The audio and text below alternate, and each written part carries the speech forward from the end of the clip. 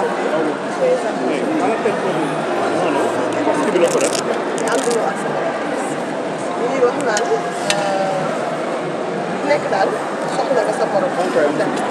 loolu la ñu gis loolu la ñu gëm donc ñun ñu commencé ci suñu fanbase ñu commencé ci xale yi nga xam ne depuis le début dañuy topp ñu bëgg leen dimbale te suñu poche attanu ko ñu daal di ne xaaral ñu créé lu ñu woowee mbirum góor mooy ñu xool jeunes yi entrepreneur yi ñuy yëngu ñu jéem leen jàppale ñu wéeru ci ñoom ñu tamit ñu wéeru ci ñoom ñoom ñuy wéeru ci ay coach ñooñu tamit ñu wéeru ci ñoom ñu jàppalante ndax ñu dem ci kanam loolu la ñu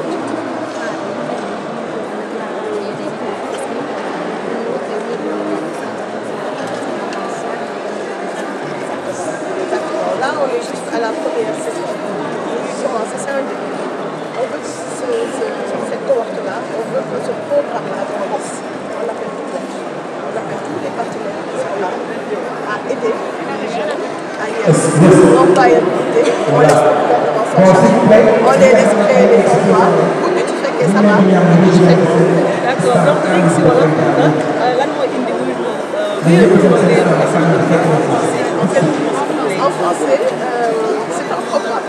Nous avons étudié et pensé il y a 5 ans, quand nous avons fait le constat que nos familles étaient là et n'avaient pas beaucoup d'aide. Nous étions là, nous avions envie de les aider et nous n'avions pas les moyens de les aider.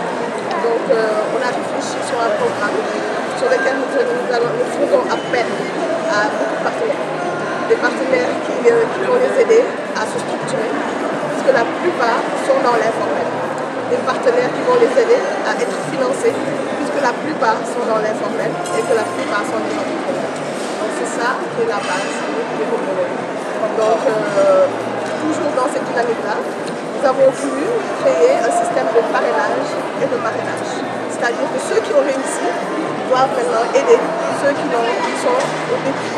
Donc, un artiste, c'est le premier exemple, c'est l'exemple que j'ai, un petit artiste qui vient de naître, qui va être aidé par Caroline.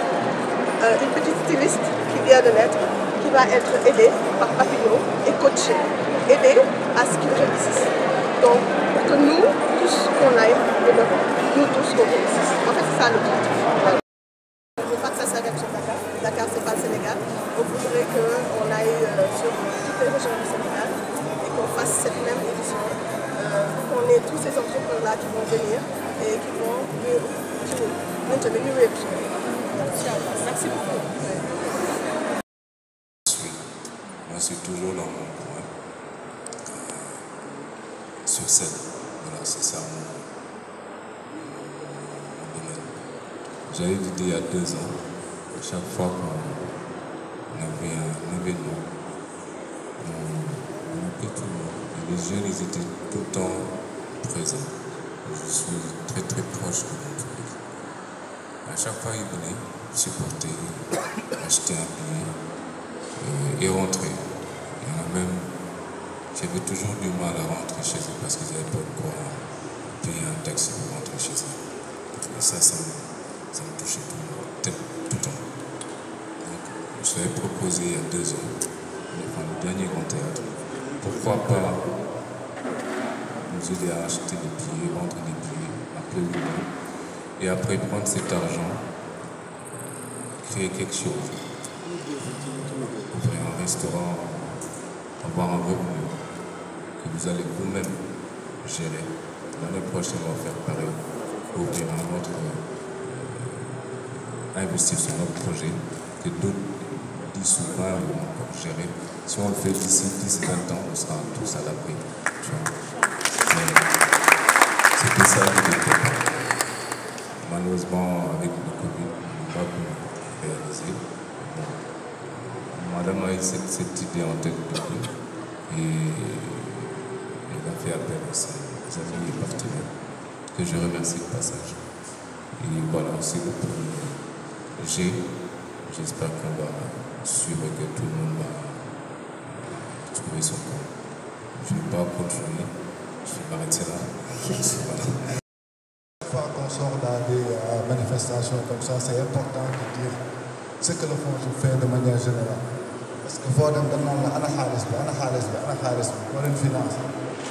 Donc c'est important les jeunes entrepreneurs comme mu tuddoon nga xam lan mooy FONGIP. Le FONGIP c'est le fonds de garantie des investissements prioritaires. Donc notre cœur de métier c'est la garantie.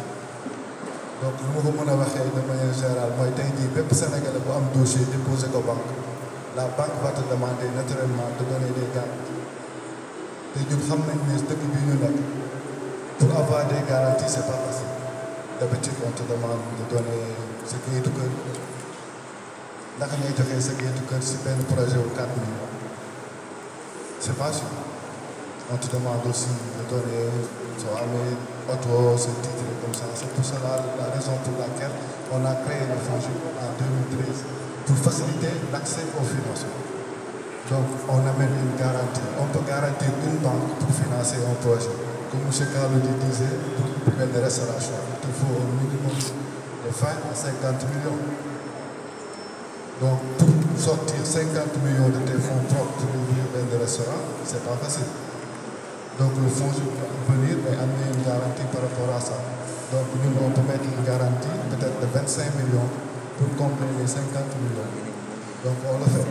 Mais aussi, on sait que la majeure partie des Sénégalais n'ont pas besoin de 50 millions. Parce qu'au Sénégal, tu peux commencer un projet à 50 000, à 10 000 même. On a eu des succès à 10 000 francs, des femmes qui ont commencé avec 10 000 francs, c'est de net. 2 ans, 3 ans après, elles se sont tournées avec 2 millions. C'est possible. Donc c'est là où le FONGIP est en partenariat avec les institutions de microfinance. Parce que le FONGIP ne peut pas financer directement. Donc soit on passe par les banques, soit on passe par les institutions de microfinance, ou aussi on finance les mecs de femmes. Il y a beaucoup de mecs de femmes qui ont commencé à exister, c'est grâce au FONGIP. Parce que c'est le FONGIP qui met à disposition de l'argent, ñoom ñu lebal ñu fay leen delloo FONGIP. Donc on fait ça aussi. Donc dans le cadre du refinancement, c'est très important parce que la majeure partie des jeunes entrepreneurs ak ñu munti demee ñoom si cadre boobu la ñuy gën a dugg pour leur début. Parce que c'est des dossiers, c'est des projets qui commencent entre 500 000 jusqu'à 5 millions. Donc c'est que la majeure partie des Sénégalais loolu moo leen gën a intéressé. Donc là où le FONGIP day dem seeti comme benn institution bu mel ne PACAS wala CMS ñu jël benn 1 milliard jox ko yeneen 1 milliard yi ñu day nekk garantie boo xam ne tey soo demee CMS moom ñu si tegaat beneen 1 milliard mais 2 milliards ñu financer des jeunes ñu financer des femmes et tout ça. Donc loolu la ñuy def de manière générale pour wax leen ne loolu mooy suñu cœur de métier. On est là pour faciliter l'accès au financement. Donc peut-être programme bi c'est la première fois ñu siy bokk première édition bi la peut-être d'ici l'année prochaine on va voir ban genre de partenariat qu'on pourra créer boo xam ne tey jii on pourra mettre peut-être un fonds à votre disposition lui permettre tous les jeunes qui sont dans ou les femmes ñu mën a am benn pousse-pousse boo xam ne dinañ aider pour ñu gën a développer seen industrie. Donc pour vous dire que rek on est là pour vous. On travaille pour vous. Je suis avec une collègue, Madame Diallo. On est derrière Kharmakan. Moi, nous sommes 5 si bisab. Donc, on est là à votre disposition. Si vous avez besoin d'informations, on est disponible. Félicitations d'être là. Donc, je m'adresse d'abord à vous les entrepreneurs. Félicitations d'être là. di sant bu baax a baax ñi ma toogal ci panel bi principalement Carlo Di ak Ñaaña parce que c'est une initiative noble tey ba ñu wax développement Sénégal lan moo koy indi les jeunes ndaw ñi dañuy wax te bu ñu nee ndaw ñi ñu ngi wax naan ñiy liggéey ñiy daan seen doole te ñooñu ci entrepreneuriat lañ ko gën a gisee donc tey initiative bi nga xamante ni tout Sénégalais war nañ ci am part de responsabilité ndax Sénégal ñun ñëpp ñoo ko bokk donc Sénégal bu waree jëm kanam waruñu joxoon état wala keneen ak keneen ñun ñëpp ñoo ci am responsabilité donc bu ñuy jëlee responsabilité bu toll nii dañuy accompagner les jeunes vers le développement de notre pays c'est à vraiment à féliciter donc tàccul leen loolu parce que c'est énorme donc nous avons choisi de dañoo wéeru ak Carlo ak Ñaaña ngir lan taxawal projet bi nga xamante ni je trouve que c'est très innovant parce que tey bu ngeen xoolee autour de la salle les entrepreneurs ak les idées yi nga xamante ni ils exposent aujourd'hui li ma ci gën a neex nag jigéen ya ci ëpp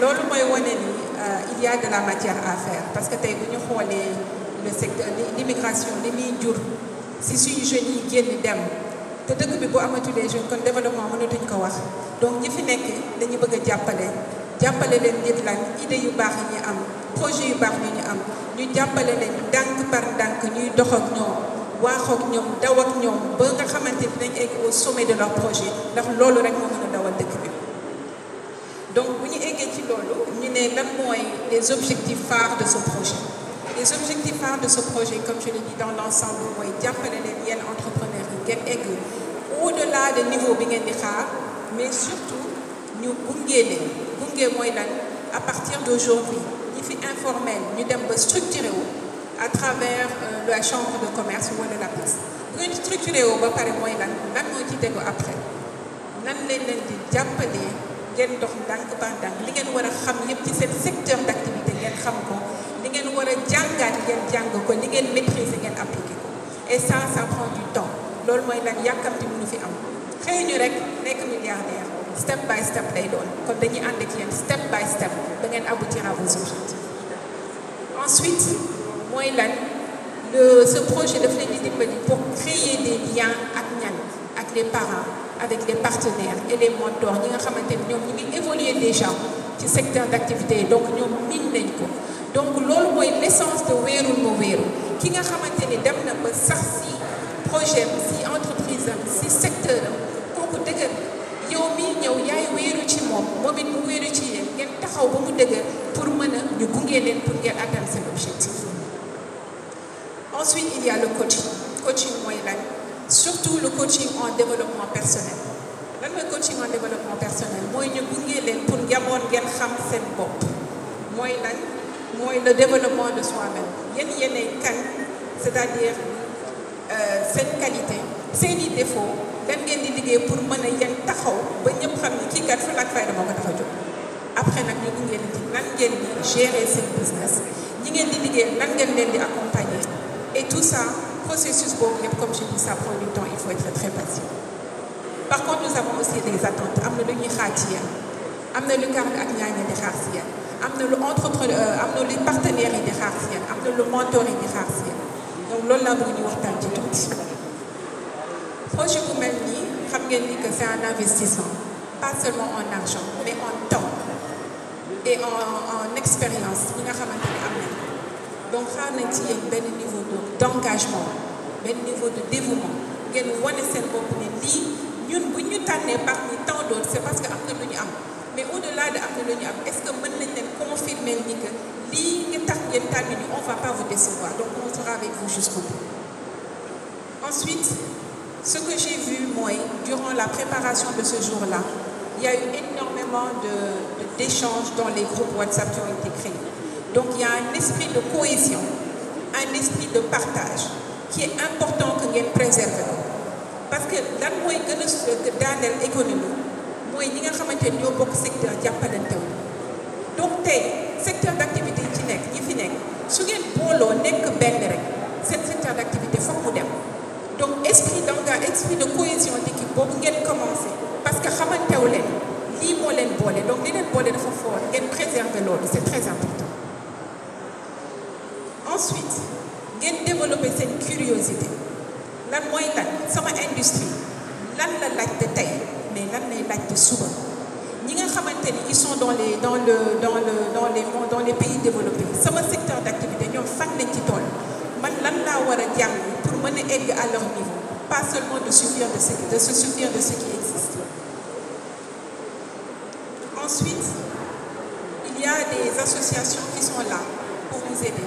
L'association des jeunes entrepreneurs du Sénégal je pense qu'ils vont parler tout à l'heure et merci pour leur présence ay association la yoo xamante ni ñu ngi fi pour lan pour am une voix pour qui les entrepreneurs yéen donc bokk leen ci association yi parce que ñoom ñoo leen di jàppale pour ngeen gën a mën a amplifier seen voix pour mën a am li ngeen bëgg à travers qui contribuent énormément qui sont le socle du développement de ce pays-là kon nag nañ leen wéeru ñu jël projet bi yóbbu ko fu ñu ko kenn yaakaaru te mu doon modèle parce que tey cette première cohorte vous êtes les ambassadeurs de wéeru mu wéeru kon nit ñi ñooy ñëw ngeen leen di wax lan mooy wéeru mu wéeru yeneen cohorte yi di ñëw ak yéen lañ koy organiser ak yéen lañ koy publier parce que boobaa da ngeen wane yéen fi ngeen jóge tey ak fii d'ici un an fan ngeen nekk kon félicitations encore à vous tous et vraiment je vous encourage pour la suite. Merci. Ça veut dire en français la culture africaine mondiale, parce qu'on sait que l'Afrique c'est une nation de l'humanité. Donc j'ai voulu prendre ce nom-là pour pouvoir superviser la